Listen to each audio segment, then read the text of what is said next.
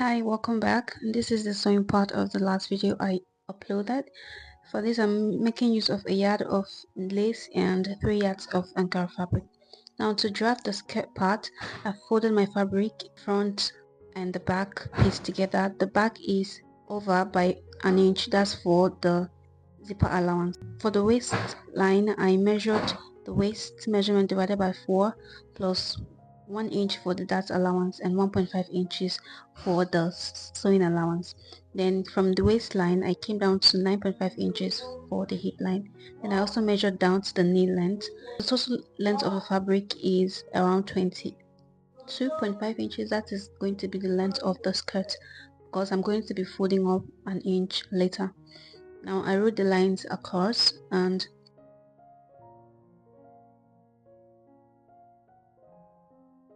then on the hip line I marked in the hip measurement divided by 4 plus 1.5 inches for the sewing allowance, and on the knee length I measured the hip measurement divided by 4 minus 1.5 inches, then plus 1.5 inches for sewing allowance.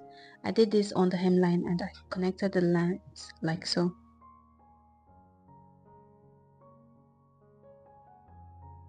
And I went ahead to cut it out.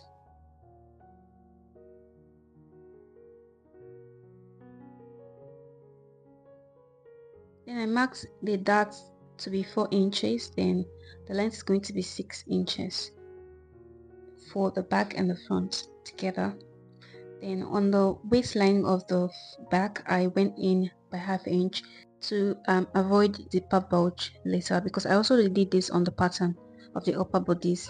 So I just went ahead to slit it open. Then for the zipper length I went down 10 inches from the waistline.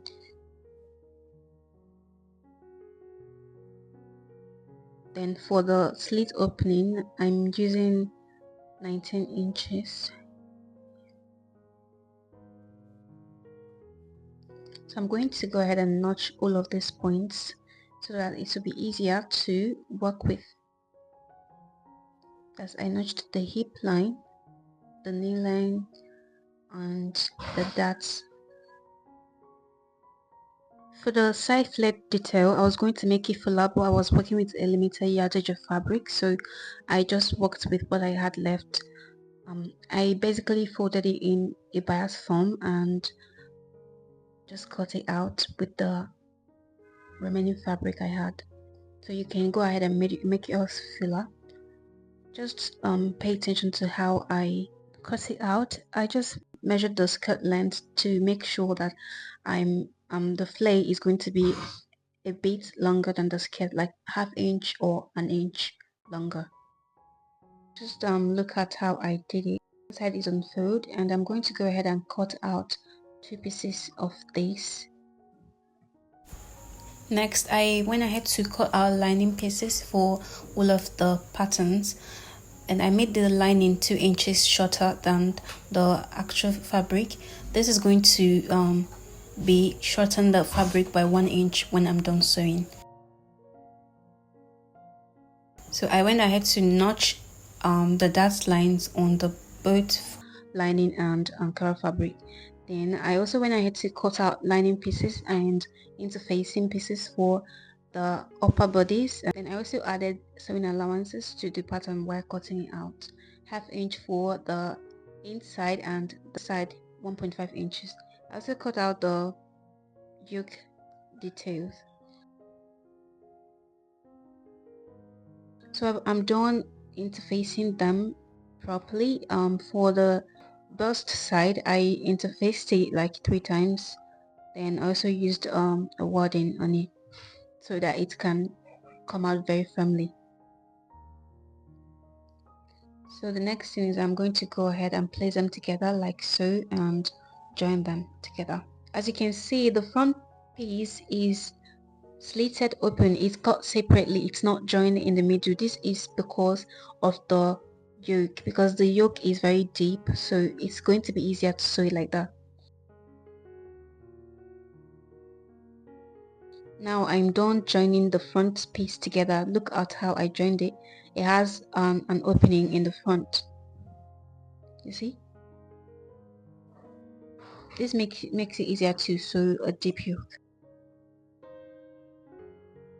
Next thing, I'm going to go ahead and join the yoke, then before placing it in the linings. So to sew the yoke, you're going to start from one side, then you have to overlap by at least half inch. That's what I added to the yoke. Then you sew one side, then the other side. Now I've done turning the back with the lining. I sewed the darts on both lining and shell fabric, and I left the neck part open because of the bishop collar that will be attached later. I'm done stitching the darts on the skirt pattern for both front and back, and I've turned the zipper allowance and the slit opening.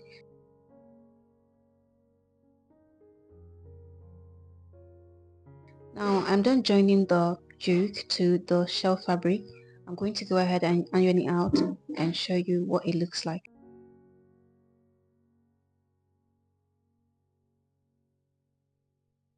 So now that we're done, it's time for the sleeves.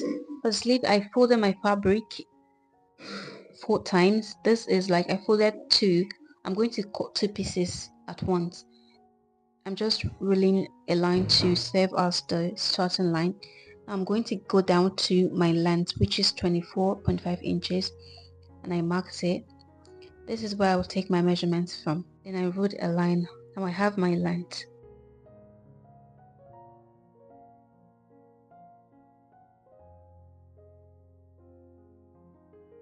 The next thing is to come down for the cap height. Then for this, I'm making use of cap height of 4 inches. That is like 4.5 inches by the time I'm done because of the allowance. Then I just got my armhole. This is more like your armhole divided by 2 because this is unfold. And I'm going to measure down to, I'm going to measure my round arm measurement. At this point, just input your arm measurements. Just look at what I did here. Then I went ahead to cut it out when I was done. So yeah, the sleeves is ready. Now I'm done attaching the sleeves and closing the sides. The next thing is to cut out the bishop collar. Now for the bishop collar, I placed my neck piece on fold and measured it round. You can measure this open, but I prefer to measure it on fold. I took this measurement multiple times to be sure that I'm not making a mistake.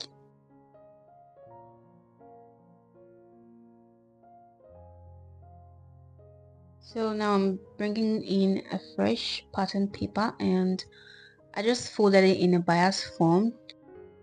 Now the next thing I'm going to determine is the width of the neck that I took measurement of.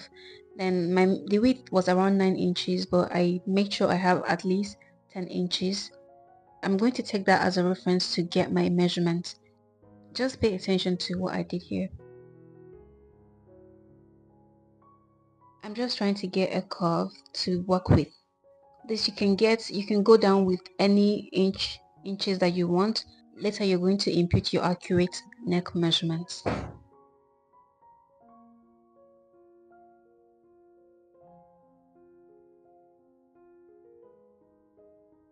Now for the height of the collar, I'm going to be using 1.25 inches.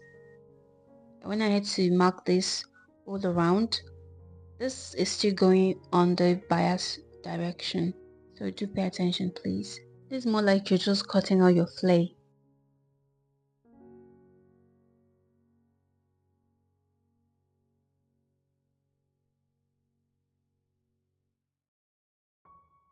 So now I'm going to go ahead and input the accurate measurement that I'm working with. I'm going to do this for both sides, the up and the down. If you look properly, you see that I later switched things up because the upper part needed to be a little bit narrower than the lower part. Then you're going to go ahead and include your curve. That's if you want it to have a curve. Bishop collar always comes out looking better if it has this curve. So I went ahead to take the measurements again just to be sure I'm on the safe side, and I had to like reduce the upper part to make it a little bit narrower than the lower part. Then I used the circles on my curve ruler as a guide to get my curve. I went ahead to make the lines more visible and cut it out like so.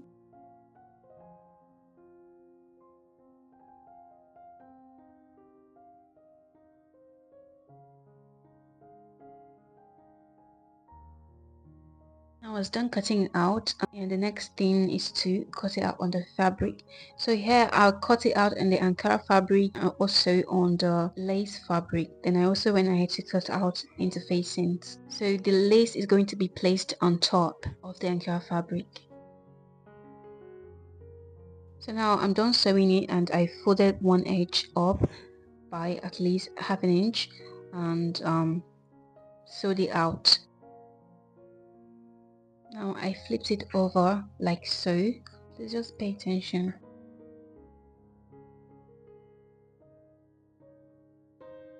I went ahead to iron it down for easier stitching, just for it to be easier for me to work with.